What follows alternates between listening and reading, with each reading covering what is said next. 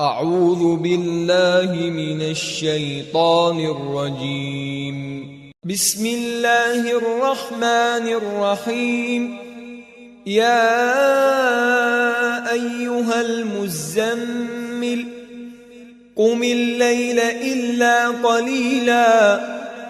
نصفه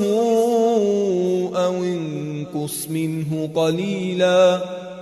أو زد عليه ورتل القرآن ترتيلا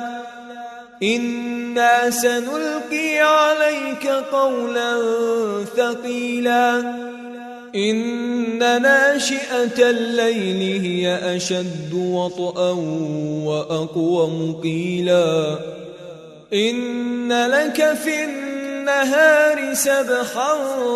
طويلا واذكر اسم ربك وتبتل إليه تبتيلا رب المشرق والمغرب لا إله إلا هو فاتخذه وكيلا واصبر على ما يقولون واهجرهم هجرا جميلا وذرني والمكذبين أولي النعمة ومهلهم قليلا إن لدينا أنكالا وجحيما وطعاما ذا غصة وعذابا أليما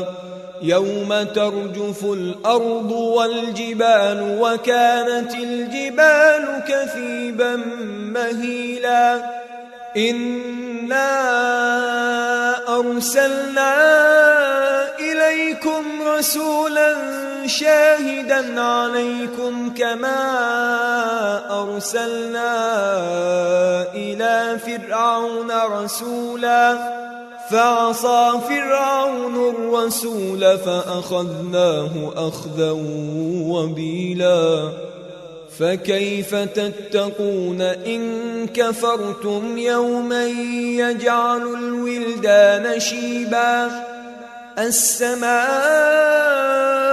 منفطر به كان وعده مفعولا إن هذه تذكرة فمن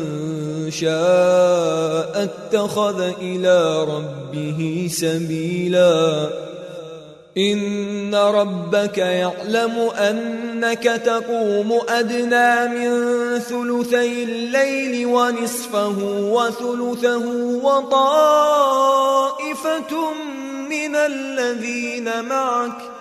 والله يقدر الليل والنهار علم أن لن تحصوه فتاب عليكم فاقرؤوا ما تيسر من القرآن علم أن سيكون منكم مرضى وآخرون يضربون في الأرض يبتغون من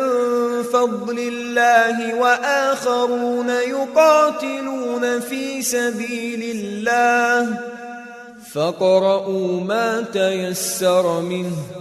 وأقيموا الصلاة وآتوا الزكاة وأقرضوا الله قرضا حسنا وما تقدموا لأنفسكم من خير تجدوه عند الله هو خيرا وأعظم أجرا واستغفروا الله إن الله غفور رحيم